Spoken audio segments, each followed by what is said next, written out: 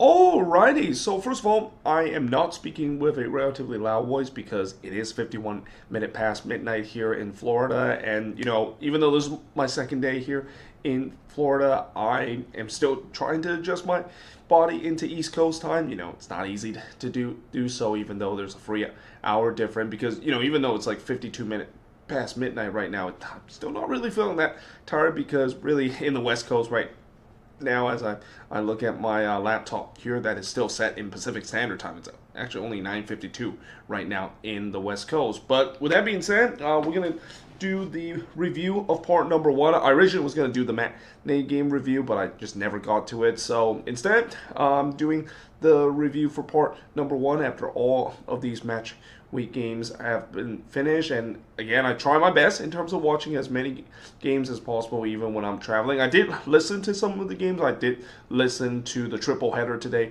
on Sunday and acted as a radio as I was driving back down to the hotel. So yeah, I already have notes for those games, but for the rest of the games, most of these are pretty much just highlights and stuff like that. But with that being said, let us actually get into talk about this game, as I'm going to get my board up and just kind of hold it like I usually do when I am on the road, because there's really not a good support section in here. I tried to use one of the pillow there, but it just was so wobbly that there was just no way I can hold this perfectly, and then it just kind of keep falling onto the ground every so often. But anyway, let us first talk about the first game, which is Toronto versus the New York Red Bulls. So this is the first of 2 matinee games, and this is one that I was actually able to watch as I was on the plane flying to Miami. Though, when it comes to the Wi-Fi itself on the plane, there were times where I wasn't able to watch part of it because, the Wi-Fi on the plane, it can only get so good until you reach a dead zone, so forth. But one thing that was kind of interesting about this game, and this would be kind of a theme in terms of this match week, there was a late winner in this one. Well, not a late winner, I'm sorry, but a late goal that determined the outcome of this game. I mean, Toronto, they were very close of getting a massive win. I mean, after that massive win that they had against Cincinnati, I thought that they were going to follow that up with another massive win in this one, but yeah, the Red Bulls had other ideas. Now, in the first half, not much really happened early on, as the Red Bulls had most of the possession. The first shot of the game did see Gavron deny Marshall Ruddy from close, but then it was with Psycho, and Mehmeti had a chance there on the second attempt, but his shot was deflected and goes wide. And by the way, if you wonder where I get these notes from, this is from the phone that I have in terms of all the notes that I take there. But in the 14th minute, there was a bouncing ball in the 6-yard box that Gavron actually completely missed it. Like, he was going to claim to this one, but he just completely missed it, and he is very fortunate that Zimmerman was in the right place in the right time to clear this one off the line. And again, this is the problem for Lucas Gavron, at least in the first couple of games. He has just not looked convincing whatsoever for TFC, and I'm sure a lot of TFC fans are probably really missing Sean Johnson between the stick right now. In that chaotic sequence, it was also a long check to see whether or not there was a handball among that chaotic sequence. VAR says no, so we play on. In the 19th minute, Ruvalcaba he hits a shot that was spilled by Gavron, but was gathered. By the way, I do apologize if I stumble upon my words. It is started to get relatively late, and even though I know I say that I'm not feeling that tired, as the review goes along, I'm probably gonna start to get a little bit tired as we go. But anyway, another big chance there for the Red Bulls, but also just one that, again, for Gavron, he was just not convincing whatsoever early in this one. It would get better as the game goes along. The first shot for Toronto did see Horvat deny Mihajlovic on the free kick before Gavron denied Hall from close range. As that action kind of started picked up, things kind of become a little bit end-to-end around that point. Horvat would then deny Mihajlovic from close in the 37th before Zimmerman would head one that actually was clear off the line. So that's twice in this game where we had some last-ditch defending for both of these teams. But the shots were 7-4 up to this point for the Red Bulls. And actually, you know what? I'm going to actually pull this a little bit closer, because so that way I can at least kind of sit down here in my seat. I'm probably going to use my leg as a way to use as a support. There. Oh no, looks like it's a little too low there. But anyway, getting back to the review itself, the shots were 7-4 for the Red Bulls up to this point. But then the 43rd minute, the opening goal of the game happened as Daniel Sharry would score for the second consecutive game for Toronto. He scored for Mihajlovic and Galvron to make it 1-0 in favor of Toronto. So anytime when a goalkeeper is either getting the primary assist or the secondary assist, usually that means it's come from a Route 1 ball. And that is exactly what happened. It came from a quick lightning counterattack, started with a quick Route 1 ball that Galvron just pretty much lobbed it into Mihajlovic, and then Mihajlovic played a perfect ball to Showery there, who buries that one. And just like that, TFC were leading 1-0 up to this point, and that would be the scoreline heading into the second half. Now in the second half, Forsberg would miss one from 12 yards out, and yeah, that is one that Forsberg needs to bury. Like, he knows it too. That is one that he usually bury, especially with him being that open from 12 yards out. Galvron would then deny Hall from close range as the Red Bulls were pressing to look to get the equalizer. There was a huge ovation in the 70th minute because it was a long-awaited debut of Jar Sargent. So he's finally been summoned in for the first time as a TFC player. He had a couple of chances to score his debut goal as well in this one, but in the 77th minute, Zimmerman would miss this one over, or head this one over from the corner in the 77th minute.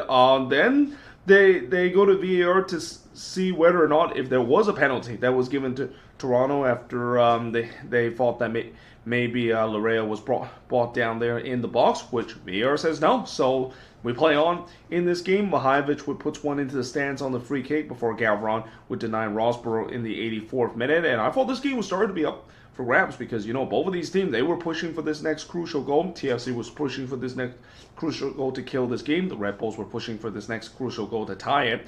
Horvat would then deny Sargent of his debut goal in the 86th minute before Zimmerman would head it over from the corner in the 86th minute. Walker Zimmerman had a lot of chances from the set piece. We know he's a dangerous aerial threat from the set piece. It's been that kind of way for him for entire of his career, and he almost had a couple of big chances to bury one. Etienne Jr. would then miss just wide from close range as TFC was pressing for that killer second goal. Ruvakova would then miss wide off a deflection in third minute stoppage time before Horvat would deny Showery from close in the 6th minute of stoppage time. And you're thinking, well, looks like maybe TFC have done enough to get the win because, the 5 minutes were up. And this is where I heard a lot of complaint for Toronto FC fans saying that how in the world are we still playing even though it says that we only had 5 minutes stoppage time.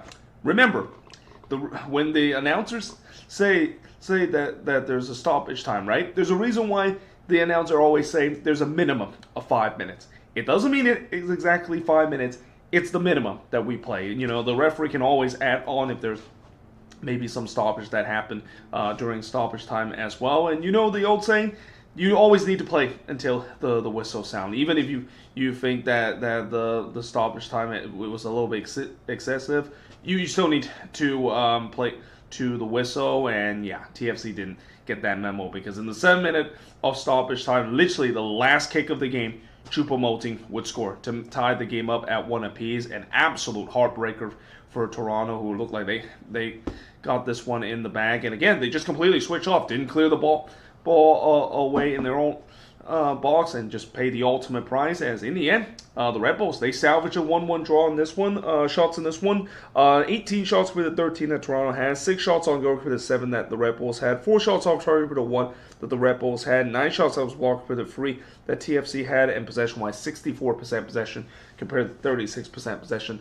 that Toronto has in this game. And like I said, I know TFC fans are going to be very mad because of the way that we play a little over the stoppage time period. But again, you just got to play to the whistle. You got to play till the end until the referee blow for the full-time whistle, because if you don't continue to be switched on, then yeah, this can exactly happen. And yeah, this is definitely going to feel like a huge 2-point drop in terms of the beginning of this 9-game home stretch that TFC has, and they need to take advantage of this. I mean, I don't mean that they need to win every single game out of this 9-game stretch, but they need to at least take advantage most of them, and this was a huge missed opportunity to not kick off this 9-game home stretch with a win against a Red Bull side that, yeah, I think the Red Bulls are going to consider themselves very fortunate that they got something out of this game. I mean, the finishing was just not there from them. They played a little better in this one compared to when they play against Montreal, but that's not saying that much, the fact that, after the first two games of the season under Michael Bradley and see those youngsters kind of exceed, I think it's safe to say that those same youngsters are starting to suffer a bit of a regression as well. As I mentioned, those two of the more promising youngsters on this Red Bulls team, Hall and Mehmeti, both of them kind of had a very underwhelming game for the second consecutive game as well. Now, moving on to the other matinee game, which is Atlanta versus the Philadelphia Union, and I don't want to say it. I really don't want it to. I know Atlanta fans don't want me to hear to say these words. That is always the very infamous words before Atlanta United go on a very bad run of form. But hey, at least for once, Atlanta looked like they were truly back after this game against the Union. Yes, I know. I just said it. I'm going to take all the blame if Atlanta started to go on a losing streak. That I always say that infamous words about Atlanta after a good performance. But hey, they really looked good in this one against the Union, and we kind of saw little flashes of old Atlanta in this game as well. In the third minute, Diamani puts it wide, as that was Philly, and the game's first shot as well, before Latte Laf would miss one from the outstretched leg. And unlike the last game, there was no feeling out period for both of these teams. There was a bit of a feeling out period, at least in the last game. This one was the case. Both of these teams were pushing early to get the lead. Ilowski would curls it just wide from long range. The shots were 2-0 early for the Union. Latte Laf would miss one on the doorstep of goal off of the deflection, because of course that's the case. I mean, Latte Laf, he is still snake bitten. They did go to VAR to see whether or not if there was a foul there on Westfield after he pushed Gregerson down, which VAR says no. I think it was the right call. There was definitely not enough contact that I feel like that was worthy of a penalty. So yeah, the call stands on the field. In the 22nd minute, Maranchuk would puts it wide from close as Atlanta with some sustained pressure. They were trying to look for the opener, and they got it. As in the 28th minute, guess who?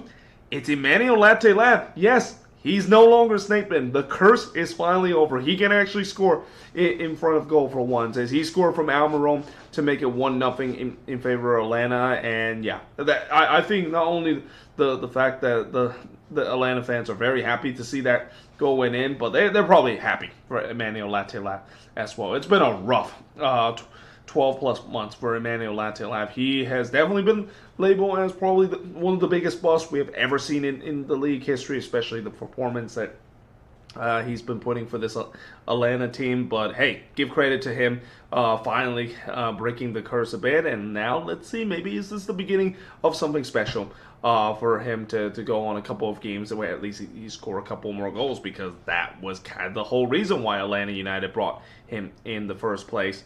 But anyway, after that, Bias would look for another, but it was deflected wide, and you can kind of see a little shades of old Atlanta back in this team. I mean, there was definitely confident with the 5-strike. They were playing with some swagger. That's something that we've seen old Atlanta team does, and something that, again, that was the whole point of reason why they brought back Tata Martino, which is they want that old Atlanta kind of feeling back in this team. In the 37th minute, Sanchez would head it wide from close, but then the 39th minute, the penalty. A penalty was given to the Union as Bias brought down Diamani in the box there. So out of nowhere, the Union had a chance to tie the game, even though they kind of had no business in terms of getting an equalizer, considering Atlanta was the better team. But the penalty from Milan Ilowski was not converted because the post denied Ilowski from the spot. And yeah, that moment just kind of sums up the Union lately. Even from the spot, they can't buy a goal right now. I mean, keep in mind, coming into this game, the Union has had a really long goal drought. They have yet to score a goal up to this point from open play as well. The only goal that they score against NYCFC was from the penalty spot, and now all of a sudden they can't even score from the penalty spot. That's how dire things have gone for this Philly side. But we do head to halftime with Atlanta with the 1-0 lead, and they waste no time to make it 2-0 in the second half. Just 2 minutes in, Thomas Jakob would score, and I keep pronouncing it as Jacob. I guess that's the Spanish pronunciation that is. So yeah, Thomas Jakob scored his first career MLS goal from Almiron and Galazar to make it 2-0 in favor of Atlanta, and then Almiron tried to make it 3-0. He was in on goal there, but missed wide in the 49th minute, as Atlanta definitely has come out flying. Again, this game just kind of feels a a little bit like the old Atlanta that we know of a team that is not afraid to go for it on the attacking end. They were pressing for the third goal. Vasilev would look to respond, but he missed this one wide before Digna would hits it right to Hoyos from long range in the 52nd minute as the Union started to get more of the possession, but it feels like that was kind of by design. Atlanta, they were looking to maybe pack it in and hold on to this lead, which I don't blame them because up to this point the Union has shown no ability to finish in front of goal. But in the 68th minute, just for added insurance, Atlanta would make it 3-0 as Marancha, all of a sudden, he started to score in goal again. Again, when you have guys like Latte Laf, Marancha, and Almiron contribute with this team, this is what Atlanta fans been waiting for. This is what the $50 million attack was brought in for, and for once, it was actually effective in this one. So, yeah, not only that, that goal that was scored from Marancha, it was assisted by Almiron and Latte Laf. So, pretty much the $50 million attack definitely showed out for once here. But, yeah, just like that, it was 3-0 in favor of Atlanta. Westfield would then look to respond, but he missed wide before in the 81st minute, Hoyos would deny Westfield from long range. Hoyos definitely determined to keep his clean sheet, making some really big save in this one because there were a couple of times where the Union could have easily got themselves a goal, but in the 87th minute, they finally do get their goal. It's finally their first open play goal this season as Anello would finally end the drought for the Union in terms of not scoring from open goal play from Westfield and Bedoya to make it 3-1 up to this point. Unfortunately, that was pretty much a consolation goal. Lobjanidze did try to make it 4-1, but he missed one in the second man of stoppage time as in the end, Atlanta, they get an impressive 3-1 win. It's the first win of the season as well. The shots in this one, 10 shots compared to 14 that the Union has, 5 shots on goal compared to 3 that the Union has, 4 shots off target compared to 7 that the Union has, 1 shot that was blocked compared to 2 that the Union has, and possession-wise, 53% possession compared to the 47% possession that Atlanta United has in this one. And hopefully, this might be a win that can build some momentum for Atlanta because, again, if this is the Atlanta that we will see more often or not coming into place this season, somebody tells me Atlanta might be in business again because this is what they were envisioned to do this season, especially under Tata Martino. Though it'll be very interesting to see whether or not they can repeat that because, like I said before, every time I mention Atlanta, it seems like they're back to their old self. They went on a pretty long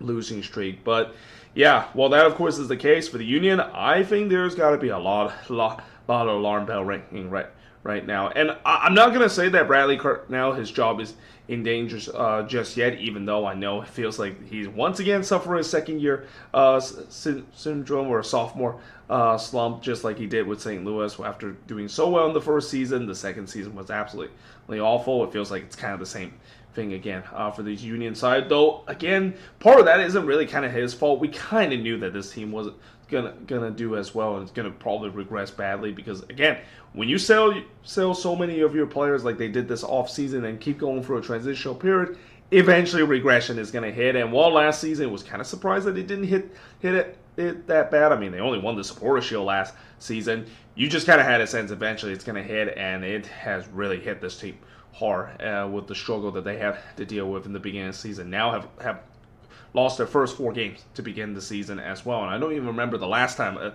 team that won the Supporter Shield would follow that up by losing their first 4 games of the season. This has started becoming like LA Galaxy level kind of stuff from the Galaxy winning MLS Cup from one year, and then the very next year they only went and broke the record for the longest winless run to start the season as well. Now, moving on into the next game. Now we're going to talk about the evening game. Well, not quite yet in terms of the meat of the action. This game did start a little bit earlier between Nashville versus the Columbus Crew. And just like what I said about the Union having some concern, there's got to be a lot of concern for Columbus fans as well. Because now it seems like after the first 2 games where they was having a lot of success in terms of scoring, but having a lot of problem in terms of keeping the ball out of the back of the net, now it feels like these last 2 games has been the opposite. I mean, these last 2 games, they have yet to score a goal so far at home, and that would have been unheard of under Wilfried Nancy a couple of years ago. But in the first half, the first shot of the game did see Schwalke denied Abu Ali. Columbus definitely start off the better side as they were more on the front foot, and they finally got their first home goal in the 19th minute as Taha Broom thought he scored his first career MLS goal there, but unfortunately they go to VAR to see whether or not if there was an offside on the development play. There was, so that game or that goal was being chopped off, and Taha Broom has still yet to score the Columbus Crew up to this point. Herrera did try to give the opener for Columbus, but he puts it high from long range before Pasias puts it wide from long range not long after. In the 35th minute, Margigro would miss wide from close as Nashville started to show some life a little bit. It was a little rough start for Nashville, which was kind of expected because, coming into this game, you were expecting BJ Cowan to rest most of his players, and he kind of did that for the beginning of the first half. Schulte would then deny Mayer, who had a free header from the corner in the 41st minute. Yeah, that is one that Jack Mayer would want to have back. That was a really good look for him. And then on the other end, the post would deny Arfston from close. So 2 big chances for both of these teams not taken, and as a result, we head to halftime scoreless between both of these teams. In the second half, Gomez would put it high from long range as Columbus once again start on the front foot, trying to finally score their first goal at home. But we then go for a period where not much really happened. In the 61st minute, Surge would hit it right to Schulte before Zazwatsky would put it high from long range in the 74th minute. In the 79th minute, Herrera would hit one right to Schalke as Columbus started to look to trying to get the lead, but the problem is they haven't really tested Schalke that much, at least in the second half. I mean, even with the last shot there from Herrera, it wasn't really that much of a save for Brian Schalke to deal with.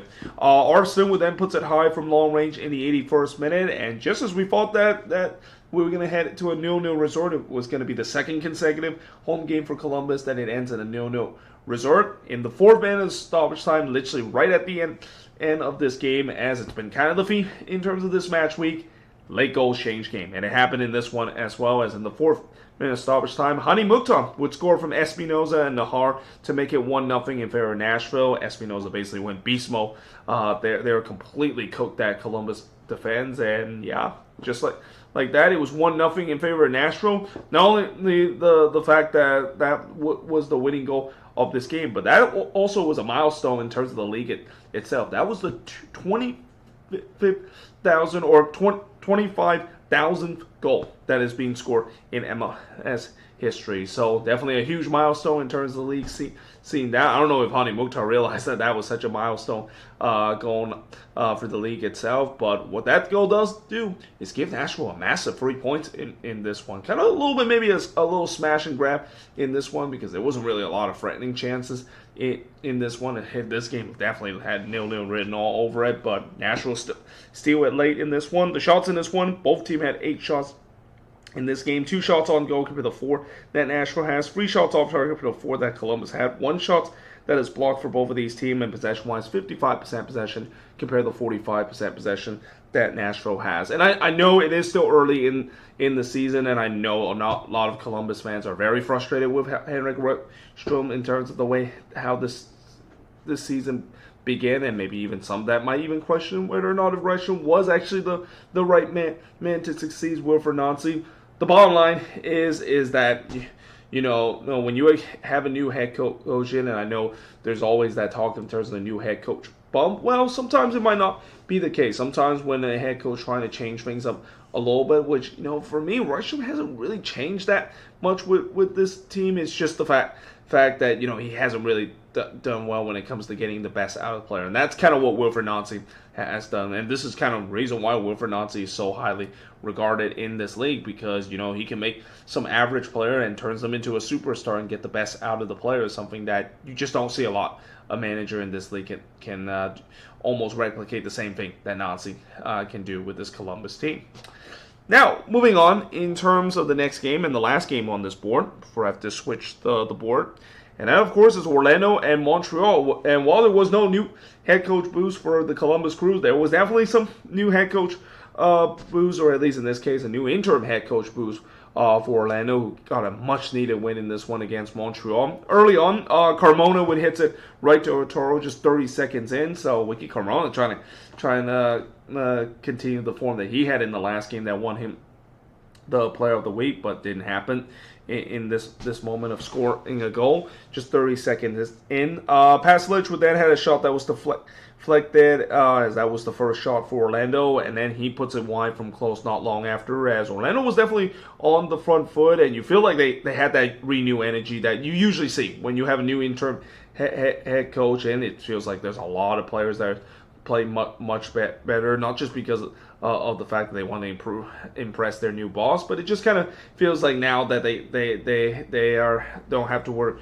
about the old boss. That just kind of feels like they don't want to have to hear the same old message that just doesn't really kind of get the best out of the players. In fact, it helped because in the 19th minute they would get the opener, Orlando, as Duncan McGuire, a guy that has been really struggling this season when it comes to goal scoring, he finally got his first goal here, and this came after Angulo actually struck the post there, but McGuire was there in the right place in the right time, something that we've seen him done a couple of times in the past. We haven't seen this lately, but he did it in this moment to finally end his drought, and just like that, Orlando was leading 1-0 in this one. The lead would last 5 minutes because Montreal would quickly respond as Prince Owusu would score from Carmona to tie the game up at 1 apiece. So, hey, Wiki Carmona continue his good form. I know he didn't score in this one, but at least he got an assist in this one. Though, that being said, that was not great defending there from Orlando, especially from the corners as well. We've seen their struggles this season when it comes to defending set pieces, especially from the corner, and there you go.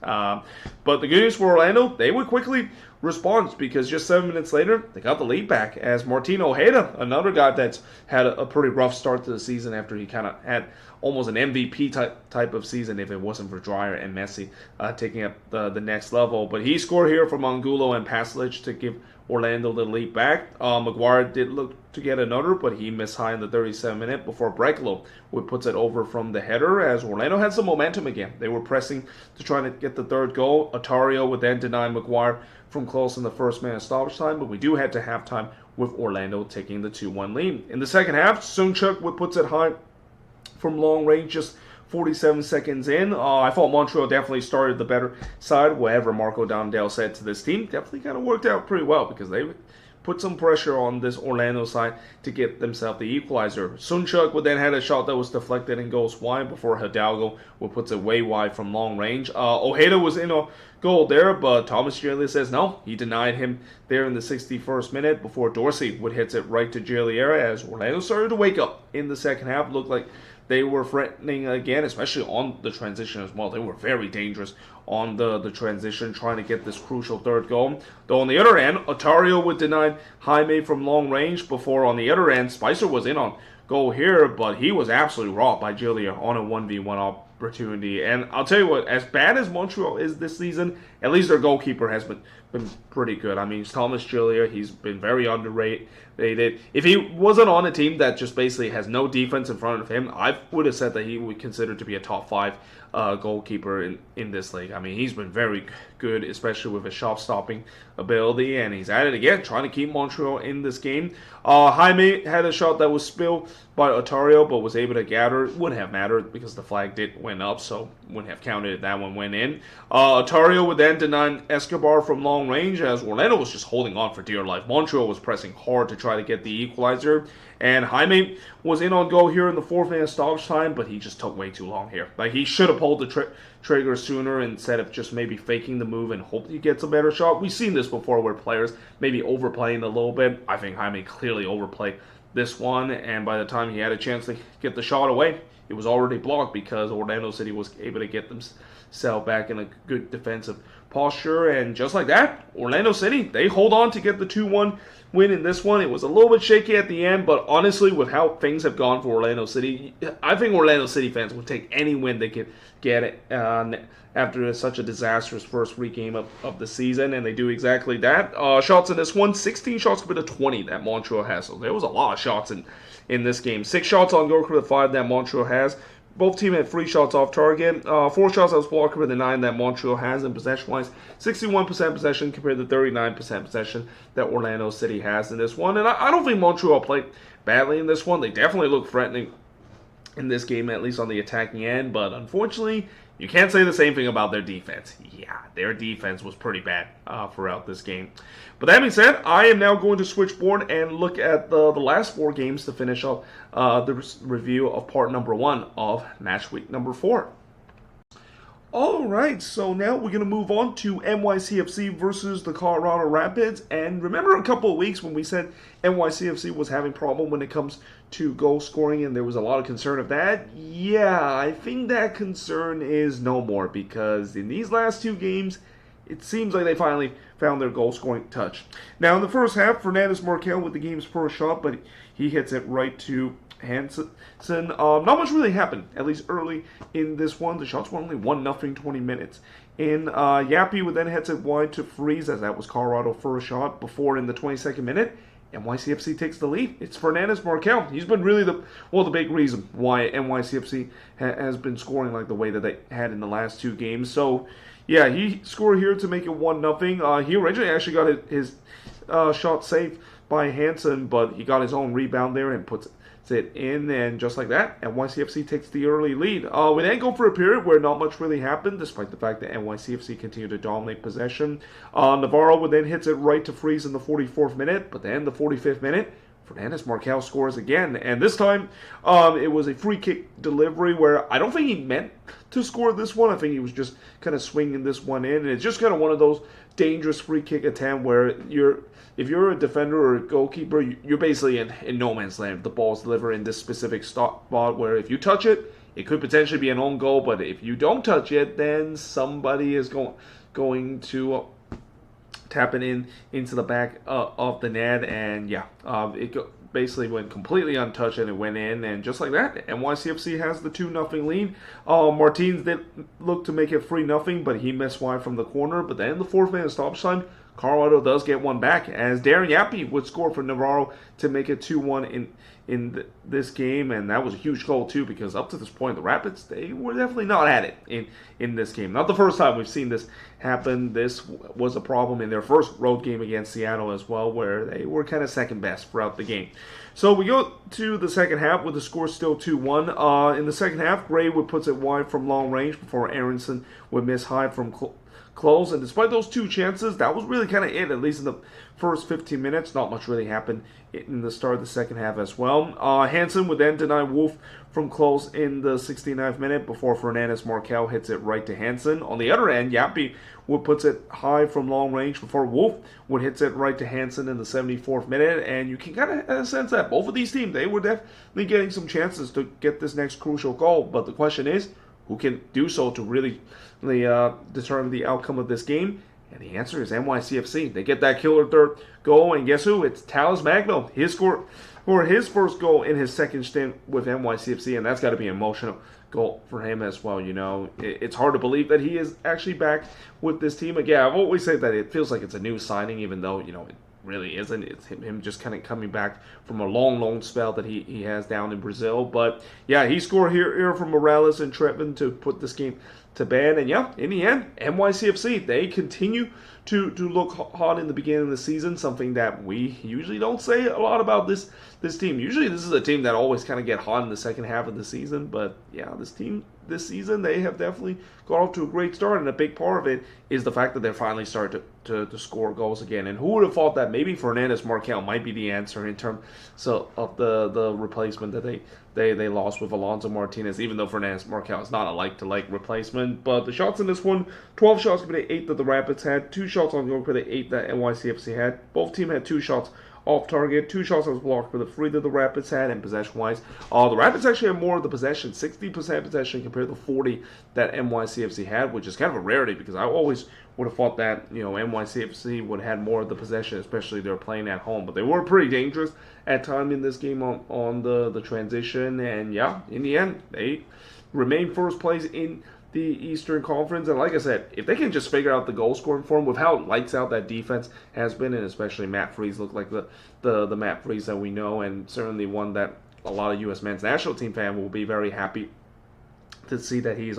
on form as the World Cup is fast approaching. Yeah, this is going to be a dangerous team in the Eastern Conference.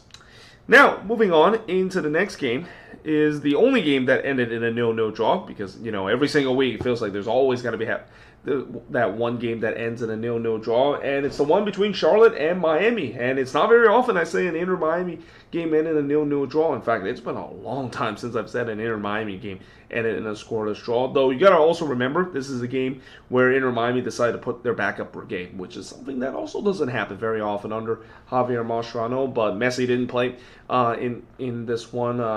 Some of the other notable starters like DePaul also didn't play in this one as well, but Rame played a little bit in the second half. And I also kind of felt bad for the fans in Charlotte because I'm pretty sure ticket prices for this game is not very cheap, and I'm pretty sure a lot of Charlotte fans are looking forward to once again seeing Messi play, and they were disappointed to find out he's not playing because, Miami needs every help of their way to rest up because they got that massive second leg game against Nashville on Wednesday, which, like I said, I'll be going to that game in a couple of days. That's kind of one of the big reasons why I'm currently in South Florida.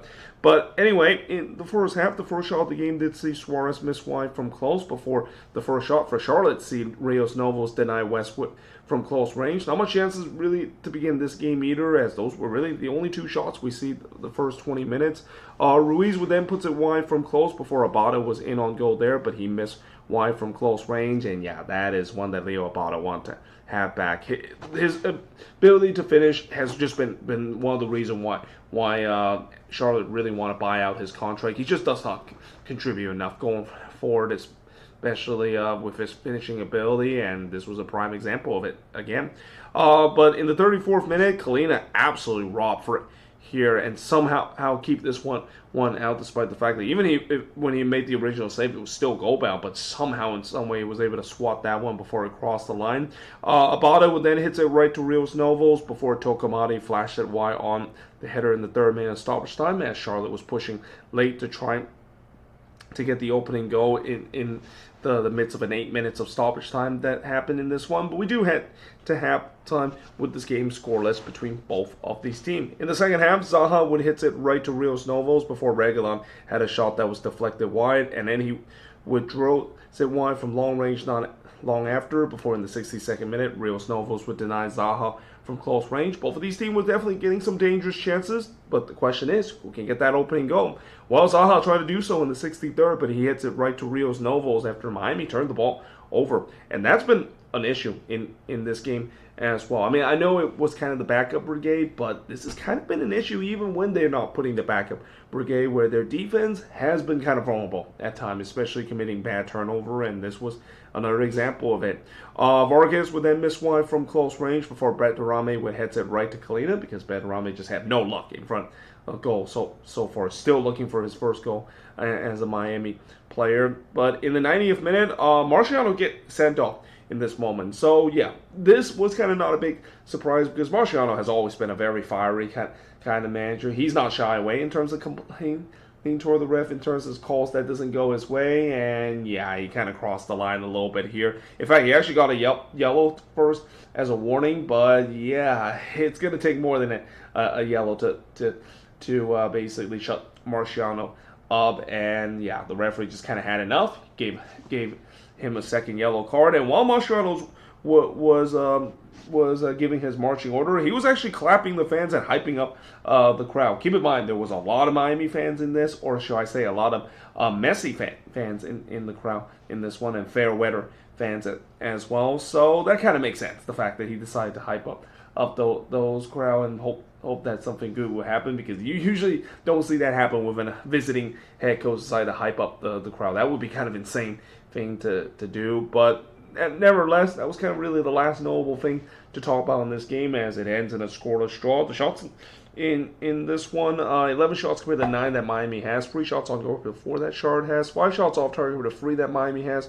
Both teams had 2 shots that was blocked, and possession-wise, 53% possession compared to 46% possession that Charlotte has in this game. And for Charlotte, this feels like a huge missed opportunity. I mean, when you get a chance to face against a Messi, less Inter-Miami team, and you don't take advantage of getting all 3 points, knowing that Miami seems like they're kind of punting this game away, that's got to be very frustrating, especially when you're playing at home and in front of a big crowd as well. But for Miami, they'll take it. I mean, they even though they would love to get 3 points in this game, their sole focus is going to be in that midweek game. And like I said, I cannot wait to actually attend that game in person. I feel like there is going to be some fireworks in that second leg game, a lot of twists and tail that could happen in that second leg as well. But that being said, moving on to the next two games, and these last two games to finish off the review of part one would be pretty fitting because these are the two fireworks games that we saw on Saturday. The two games that was just absolutely bonkers. Starting off with the first one, which is the Portland Timbers versus the Houston Dynamo. And I feel like every Portland Timbers game tends to always end with some chaos and bonker. I mean, that's what happened when you have a team that likes to score goals, but also have a lot of issue on the defensive end. And to no one's surprise, they once again conceded more than 2 goals in this one. I think this is now the 4th straight game that the Portland Timbers have played this season where they have conceded multiple goals, and I think they're among the league leaders in terms of most goals conceded this season, and that is definitely not a stat you want to lead, especially on the defensive end. Now, in the first half, Arvina would hit one right to Bond as that was the game's first shot, and as much as I said this game was kind of bonkers, it wasn't really kind of looking like that way, at least in the first 22 minutes. Not really much has happened, as that shot I mentioned for Arvina was only shot we saw for the next 22 minutes. By the time we saw the next shot, it came in the 26th with Andrade hits it high from the corner before Ponce would puts it wide from long range. Houston was definitely started press for the opening goal. Bond would then deny Sermon from the corner in the 41st minute. They did go to VAR to see whether or not if there was a foul committed in the box during that play, and VAR says yes. So we go to the spot for the Portland Timbers here, and Christopher Val, they had a chance to give the Timbers the lead, but he doesn't do so. Bond with a big save to deny him there, but fortunately for the Portland Timber, Guerrero was right there in the right place, right time to clean up the mess. So yeah, the Portland Timbers were up 1-0 up to this point. Lassiter trying to make it 2-0, but this one was hit right to Bond. But we do halftime with the Houston Dynamo, or I'm sorry, not the Houston Dynamo, the Portland Timbers with a 1-0 lead. A little ahead of myself. Again, it's almost 2 a.m. I am started getting tired, but just 2 more games to talk about. In the second half, 52nd minutes in, Guilherme would hits it right to Pantemis as Houston was on the front foot and looked for the equalizer, and they do. As in the 62nd minute, Guilherme would be on target this time. He scored for Bogusz and McGlynn to make it 1-1 in this one. McGlynn did look for the lead, but the post says no. In the 69th minute, Lassiter would hit the side netting before Bogusz would miss wide from long range, and you just kind of had a sense it was a matter of time before Houston get that lead, and they get it in the 77th minute as Felipe Andrade would score from Guilherme to make it 2-1 in favor of the Dynamo. So the two Brazilian combining there to get the lead for the Dynamo, but unfortunately that lead would only last 3 minutes because in the 80th minute, Valde would make amends of his PK miss that he has. So he ties the game up from Sermon to tie the game up at 2 apiece. Anali did look to respond, but he hits it right to Pantemis before Pantemis himself denying McGlynn on the free kick. Give credit to the Dynamo. You know, that goal that they gave up, which was kind of a little against the run of plays, it didn't bother them. They were pressing hard to try to get the lead back. Herrera would then puts it high from long range, but then in the 4th minute of stoppage time, Marcanic would get a red card here. They go to VAR to see whether or not his fall through which hit the knee of the head of Pantemis is deemed a red, and yeah, it is. So the Dynamo were down to 10 men for the rest of the game, and keep in mind, there was still a lot of stoppage time left. Even though it was 9 minutes of stoppage time, there was a long stoppage because they had to go to VAR to look at this playing. Kelsey would then hits it right to Bond in the 11th minute before Bond would absolutely rob Kelsey there, but it did fall to Sermon, but somehow in some way it was clear off the line. So yeah, the Timbers definitely trying to take advantage of winning this game with a man up, but instead in the 15th minute of stoppage time, this is probably the latest goal we have ever seen in regulation that is scored by an MLS team. But here in the 15th minute, on the 105th minute of the game, Mateusz Bogusz would score. So he scored from McGlynn to make it 3-2 in favor of the Dynamo. It came off of a set pull long ball from McGlynn as the Timbers, they just didn't track back in time. Got a little taste of their own medicine of getting score on the counter. But yeah, just like that, an improbable 3-2 win by the Houston Dynamo. I mean, when you saw the red card that they had late in this game. Didn't think like they were going to get all 3 points in this one, but they did exactly that. Shots in this one, 20 shots for the 16 that the Timbers had, 9 shots on goal for the 6 that Houston has, 5 shots off target for the 3 that the Portland Timbers had, 5 shots that was blocked for the 6 that the Dino has, and possession-wise, dead even at 50% for both of these teams. And as I said before in the preview, I mean, if the temperature of Phil Neville's seat isn't already hot enough, I mean, it is probably burning after this game. I mean, this is just absolutely unacceptable for the Portland Timbers, especially with the way that, you should not be losing a game when you're up a man late in this one. And I know they were getting pepper late in this game and was kind of holding on for a bit, but with the fact that you had a man up late in this game and you allow a counter-attacking moment literally in the 15-minute of stoppage time, yeah, that just kind of sums up the Portland Timbers this season. And like I said, for Phil Neville, I think that if this losing streak keeps continue, I wouldn't be surprised if the axe does come for him. I mean, I've said this before, after Oscar being fired, he's most likely is going to be the next manager to be probably fired from this league because of how bad things have gone for the Portland Timbers. I mean, it's not even inconsistency anymore that it's bad. I mean, it's just downright bad right now with how things is, and it's almost kind of like a repeat of what we saw back in 24 and 23, where while the attack is decent for this team, the defense pretty much was non-existent then throughout the season, and it's once again the case in this one. It's another game where they conceded multiple goals in a game. Now, moving on into the last game of this review, and now talk about the other game that was kind of a firework kind of game. Though, in many ways, you got to say that even though Dallas does get that late goal to get the tying goal, they'll be very frustrated they didn't get all 3 points in this one, because they were by far the better team in the one. San Diego, I mean, this was kind of one of those games where, despite the fact that they didn't have a lot of shots in this one, and literally 2 of the 3 goals they got was from the penalty spot in this one, this was kind of like a very San Diego road game from last season, where even when they're not at their best, even though they didn't have a lot of shots, they somehow in some way will smash and grab. And for once, it's not Anders Schaar that was the one that kind of scored the goal for them to get a little smash and grab. Now, in the first half, Dallas was definitely on the front foot, but not much really testing Sisiaga early. It's also important to know that San Diego did play some of their backup brigade in this one, so maybe that's kind of understandable why San Diego wasn't really at their best in this one.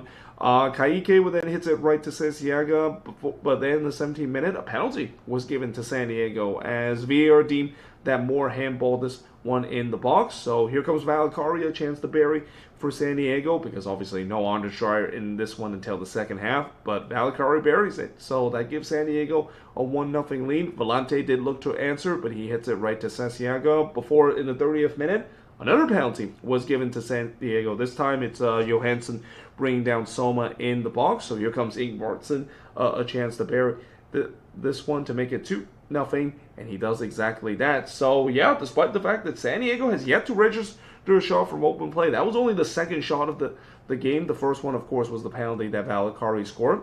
They lead it 2-0. I mean, it's kind of a weird stat, but in the 41st minute, Dallas does get on the board as Petr Musa would score here to make it 2-1. Sisiaga did make the save there, but it was just a rebound right back to Musa, who buries it on the second attempt. And that also came out with a bad turnover from San Diego as well. Yeah, not the best defensive performance by San Diego in this one. And here they chalk the ball away, or cough the ball away in a bad spot, and they paid the ultimate price. And then just a couple minutes later, it looked like Dallas ties the game up as Kaique put the ball into the back net. Problem was, the flag did not agree with him, so the goal was disallowed for offside. And I also thought San Diego need halftime badly, because that's actually another moment that happened because of a bad turnover from San Diego. But luckily for San Diego, they do get to halftime with the 2-1 lead. And what's even better for San Diego, they would restore the 2-goal lead in the 51st minute of what is only the third shot of the game for them, and the first from open play. It's 3-1 in favor of San Diego, as Valakari would score for the second time tonight from Maiton to make it 3-1 in favor of San Diego. But then just a little over a minute later, a penalty was given to Dallas as Sisiaga was brought down, Sisiaga brought down Kamunga in the box. Dallas actually wanted a red card on Sisiega because they feel like it should have been done so, but instead, not only there wasn't a red card that was shown, there wasn't even a card that was being shown, which I was kind of surprised by that. I thought Sisiega would have at least got a yellow card for that action. Probably, I wouldn't say it was considered a doxo kind of moment, but still, I think that clearly probably should have been a yellow card there. But anyway, Dallas, though, the good news is that they still get the chance to tie the game up once again, or actually not tie the game up, but at least restore or back to a one-goal game. And here comes Pedro Musa, a chance to bury it. He's usually perfect from the spot, and he continues that after this to make it 3-2 in this one. Benedy then looked for the tie, but he puts it over from long range before Sisiega denied Musa from close in the 60th minute. Dallas definitely had all the momentum up to this point. They trying to press for the lead. However, in the 67th minute, it looks like on the game's fourth shot for San Diego, they were going to bury it. I mean, it feels like every shot that they take was going to go into the back of the net, as this time it's Dreyer, the one that looked like it got the fourth goal for San Diego, but the goal once again was disallowed for offside. And apparently the linesman love disallowing goals so much for offside. He did it again just 6 minutes later, as this time it's Cappy's the one that is the victim of the flag, as he got caught in an offside position despite scoring this one. And like I said, the linesman, he's been busy tonight. I mean, he really being very trigger happy when it comes to his flag and disallowing goal, because that's the third one that has happened in this game up to this point. Farrington would then hits the side netting on the back stick in the 79th minute, and as time winds down, I mean, Dallas was pushing hard to try to get this equalizer. San Diego, they were just holding on for dear life to try to get the win, and they don't do so, because in the 5th minute of stoppage time, Pedro Musa would complete his hat trick from Kamunga to make it 3-3 in this game. And yeah, that's been coming. You knew that was going to be the case. The pressure finally took a toll on the San Diego team, and then Patterson Delgado had a chance to win it for Dallas late, but he puts it high from long range in the 6th minute of stoppage time. But yeah, in the end, a wild game that we saw here in Dallas. It kind of feels like this is kind of fitting for a Dallas game as well, because, you know, remember last season, it feels like they always tend to have high-scoring games, especially on the road, that is, under Peter Quo, and that's kind of the case again in this one against San Diego.